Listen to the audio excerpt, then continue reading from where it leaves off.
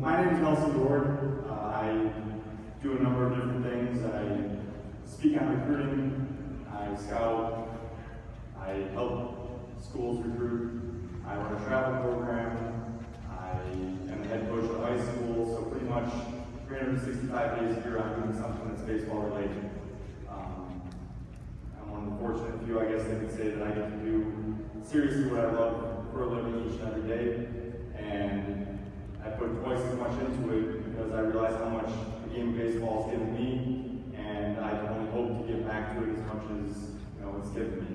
I'm the first person in my family that ever attended college, graduated college, and without baseball, that probably wouldn't have been the case. I know that everybody is here today because you have aspirations of playing at the highest level, whether it's professionally, collegiately, for some it might be just being a starter on their varsity team in high school. But the reality is that I know that there's a place out there for everybody that's here. There's a college out there. The difficult thing, the hard thing, is to find that right fit, to find the right place. Sure, we watch the College World Series, we see the Division I programs, those top-level programs that are on ESPN and whatnot, but there are 1,600 plus schools out there that are playing collegiate baseball. 1,600 plus. Okay, there's over 53,000 college baseball players. And there is a place out there for everyone. You guys are out here today, you put your heart, you put your effort, you put your all into it in hopes of somebody seeing you, somebody liking you, hopefully following up and saying that they want you on campus, hopefully one day making an offer of some sort to be a part of their program. Okay, but even if there were 50 or 60 schools out here, that's just a small sampling of the vast number that are available to you. Okay, so the big question for all of you is, what do we do now? And that orange card that you filled out when you walked in, that gives you access to a recruiting profile. And the real value in that, the reason that that's really important, is because even the guys that were out here, they have some information on you. For some, they might have a GPA and ACT. For some of you guys that are juniors or seniors, I know I was working with down in the cage some 2019 and 2018 kids, which I know haven't taken their standardized test yet. So they have incomplete information.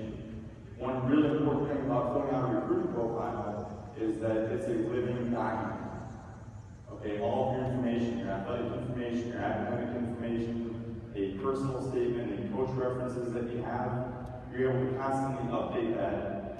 So beyond just this event or beyond your initial questionnaire with a lot of the schools, you're able to have them be able to follow up. You're able to input your information, make sure that it's all updated, and then send it off to them.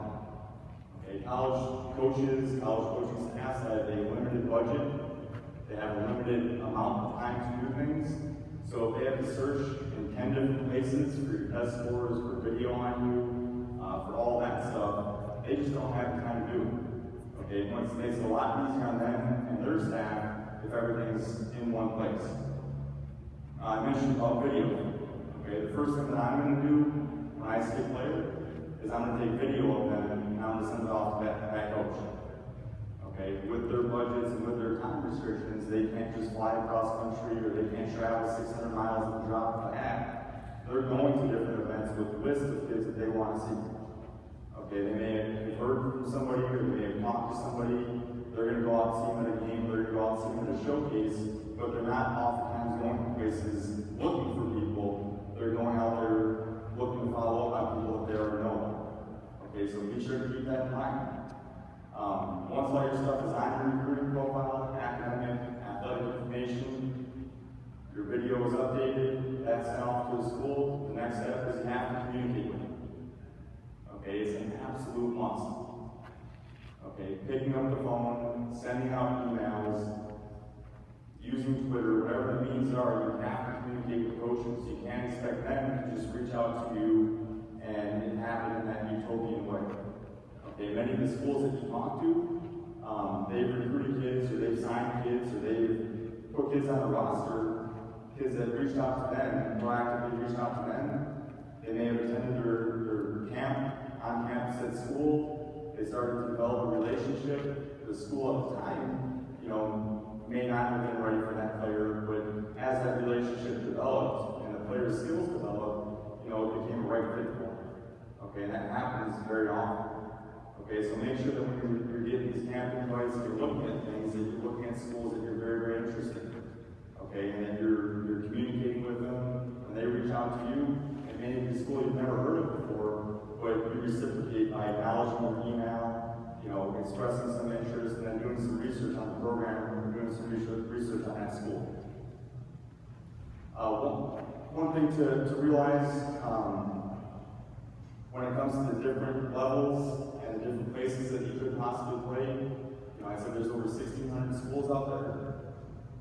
When you're at the Division I level, okay, there's only 11.8 or 11.7 scholarships that are made available to you, and they have to divide those amongst the 35-person roster.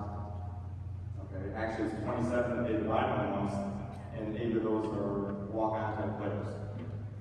Okay, so that's one thing to keep in mind, and you can do this in math and realize that a Division I scholarship oftentimes is somewhere in that 25 to 50% range, and you might get the occasional arm, catcher, shortstop, center fielder, premium position player that might be above 50%, but that doesn't happen all that often.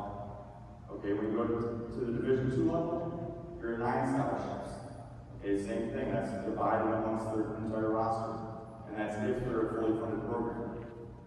Okay, one of the biggest misconceptions is that when you go to the Division III level, or NAIA level, or the junior college level, that's not scholarship. Okay, the only difference is when you're in Division III, it's not athletic scholarship. Okay, it's merit-based, it's academic-based. Okay, and there's actually more money available at those levels, depending on what your grades are, depending on your extracurriculars outside of baseball, outside of school, depending on all those things, they can design a package for you. Okay, and oftentimes that's going to be a lot better financially than most of the Division I offers that are happening out there. Okay, so be sure to entertain those, be sure to look at them, be sure to express some interest in those. Finally, the last thing, and I'll let you guys go. I know it's been a long day out here, sweaty, hungry, and tired, and a lot of us have drives. I'm from Chicago, so I got a long drive too. Here's the thing, parents, okay, you invested an enormous amount of time, an enormous amount of financial resources, everything, to help your son pursue his dream. Okay, that's what you're doing.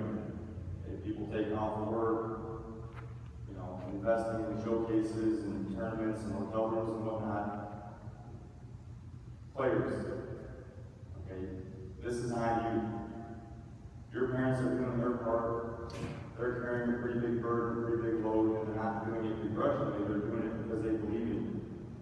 Okay, if you're too tired to run all the way down to first base, if you're too tired to back up home plate when you're pitching, okay, if it's too hard to get out of bed in the morning for morning lifting for your high school team, okay, you'd rather go to a concert than go to a tournament with the travel team during the summer, okay, maybe we need to reevaluate where our priorities are. Okay, and the same thing holds true with recruiting.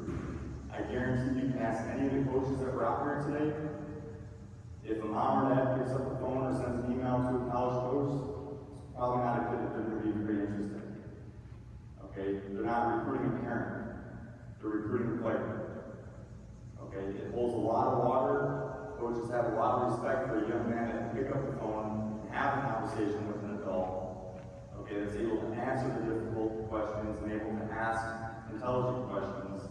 Those are the types of young men that they want to recruit. Okay, and parents, if your son's not going to do that, I think it's time for a serious heart-to-heart conversation about it. And kids, if you're not going to do that, I'm sorry, men, if you're not ready to do that, okay, I think that we need to have a serious look in the mirror and ask ourselves what we're doing. Okay, because what you're about to embark on, pursuing playing college baseball, it's not just a 4-month decision or a 4-year decision, it's a 40-year decision. Okay, it's a 40-year decision. Your academic major, your degree, the friends you make, the teammates that you have, the coaches that you have, those are going to be the best men in your wedding. Those are going to be education. Okay, they're going to help you get your first job. Okay, that's going to be kind of your launching pad for the rest of your life. Okay, so you have to give a lot of time and a lot of consideration to what you're doing and do it right. Okay, and it's not to stress you out, but it's not a thing where there are do-overs when it comes to making these decisions. So you have to educate yourself and you have to take the reins and guide. Okay, are we clear on that? See some glazed eyes, some people, pretty hungry or wondering what the heck this guy's talking about. But I know you guys have. It was awesome getting the opportunity to meet many of you down in the cage. Parents, you should be proud, respectful, young men, talented young men. But like I said, let's take it to that next level. Let's take those next steps and be ready to take bull by the horns and run with it. Okay, so I appreciate you guys all coming out today. I do, you have to give a shout out to Eric and Travis and the Crossroads staff. Let's give them a hand real quick.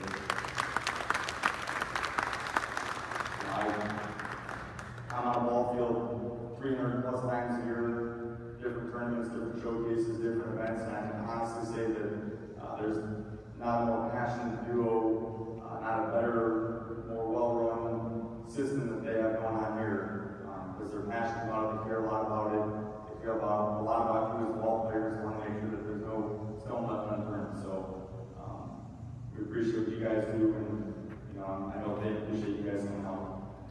So I'll be up here, I'll hang out for a few minutes if anybody has any questions, and you will be, so you guys do understand, you will be for your profile, you're receiving a telephone call to help you fill out all parts of that, make sure that you have all the correct information in there, and just like if you were to join a travel team, or you're on your high school team and then you decide you want private or individual lessons, there's an additional expense for those.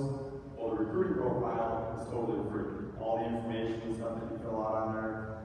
If there are people that want additional services above and beyond that, whether it's editing your skills video or some one-on-one advisement when it comes to some things college-related, ACT or SAT tutoring prep, any of those things, there are services that they will offer you above and beyond the profile. Okay, and that's what that's a part of as well. Okay, but make sure that you do set up that time to talk to them, talk to NCSA about your profile, because that will verify your account, and then college coaches can then search, and all your information is accessible to them. Okay, so that's an important first step to that. So like I said, I'll be hanging out here. I appreciate all you guys coming out. Safe travels.